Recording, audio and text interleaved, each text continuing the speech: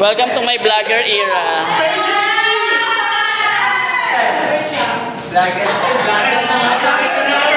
Hey, naaway nyo eh.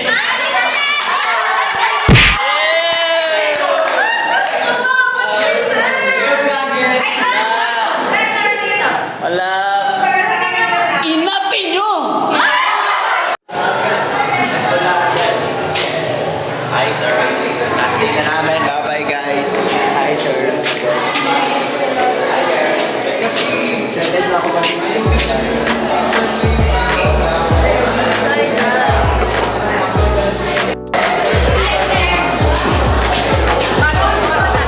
Of course.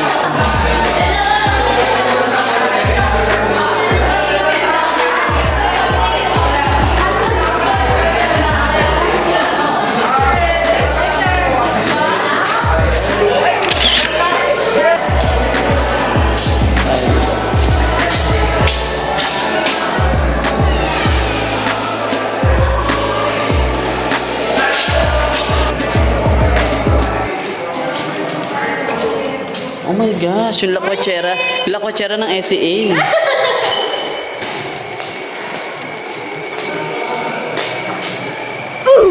Ay, wow.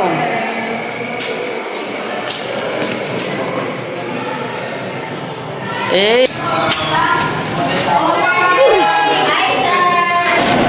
Uy, ang pinapagawa ko ah. Yes, sir. Papagama ko. Ikaw ang ano ah. Ito ba yun? Punong tagakuha ng larawan. Episel. Popost natin to sa ano para makita ng anak ko in the future. Wow, shit. Ipapakita kayo sa anak ko sa anak ko. Ha? Nakailang ako si Sanji. Kala ko na yun. Kadiri mo. Mabait talaga ako no. Pagdating sa anak ko lang.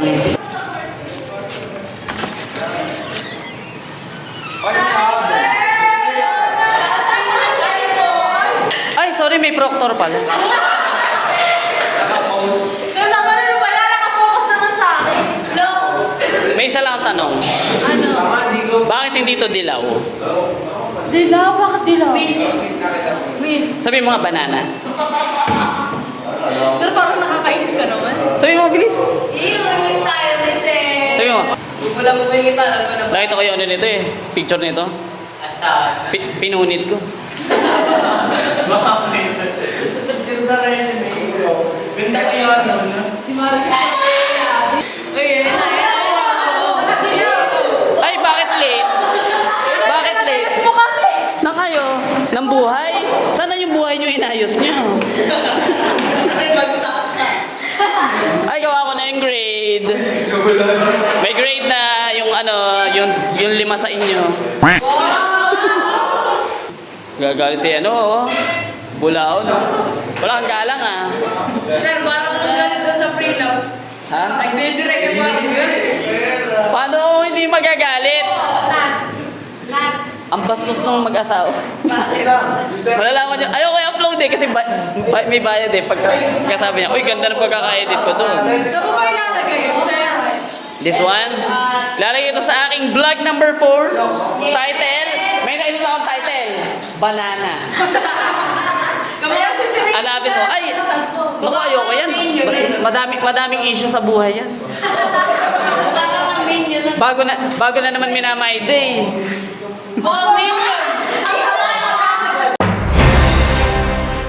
Kinagiliwan ng mga mag-aaral ng St. Clement Academy ang libreng photo booth na inihanda ng kasalukuyan at bagong halal na student government body sa pangunguna ng administrasyon ng paaralan. Ang naturang photo booth ay naglalayong mabigyan ng saya at pananabik ang mga mag-aaral dahil sa pagsisimula ng bakasyon. Ating nakapanayam ang ilan sa mga mag-aaral upang hingi ng kanilang saloobin ngayong tapos na ang taong pampanuruan.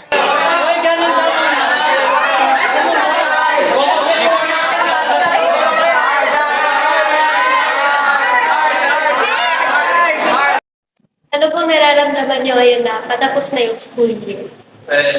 Bilang kasi grade 12 student, dahil graduating na kami, after all ng pinagdaanan namin, there's this happiness na naramdaman kasi natapos na namin lahat ng paghihirap pa. yung mga memories din, small part of me is nalulungkot pa kasi may hiwalay na sa mga kaibigan, sa mga classmates. And, yun naman. Same dun sa sinabi niya. So, for 2 years na nag-aaral namin dito, experience na namin yung lahat ng paghihirap as a classroom, pinag-ibay na kami. So, for that 2 years, masaya kami na nag-graduate na kami, matatapos na lahat. Yun naman. Ano po ang payo niyo sa susunod na henerasyon? Sabi ko lang sa mga susunod na kaibigan na magtulungan kayo as a class, as a section. Tulungan niyo yung isa't isa na umangat or maghihilay po. Kumbaga, dapat nagtutulungan kayo para matapos mo yung isang task or ma-accomplish mo yung isang project. Tama. And lalo na yung communication kasi yun na yung isa naging problema din sa amin na sana pagdating sa inyo is maayos yung dahil communication is very important talaga. Words kayo and sa mga defense kaya ayun lang mahalaga talaga. Ano masasabi mo ngayon na pagkapos ng school year? Masaya kasi graduating ako tapos ayun, natapos ko yung grade na ng okay naman. Masaya ako kasi nakaka-graduate ako. Ayun. Basta masaya ako. As a CAP officer, ano ang maipapayo mo sa mga susunod na magiging officers?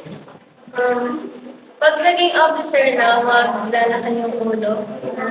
Basta, palaging maging humble lang ganun. Kasi pantay-pantay lang naman sa school kahit officer. Basta, ayun, mas galingan mo lang. Ayun na yun. Anong feeling na magiging junior high school? Masaya dahil pag-graduate na kami lahat ng aking mga mag-graduate. Ngunit nakakalungkot rin dahil ilan sa amin ay lilipat na ng eskwela. Anong expectations mo sa pagtungtong mo sa junior high school? Na-expect ko magiging marami ang aming schoolwork sa pagtutulong ng aming junior high school at marami pa ako matututunan ng edukasyon. Isang masayang taon ang pagtatapos mula sa St. Clement Academy. Ako si Hani Faye Puno, nagtutulad para sa aking tiyaga. Silong.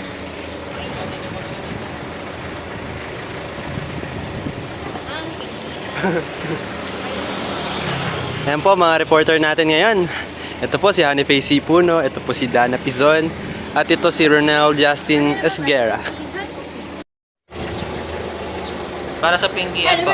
Para sa Pinkian, ako si Barod Ross Ibal L. Barcos. Agaw na! Ala, wala sumagot. You're my sweetest addiction.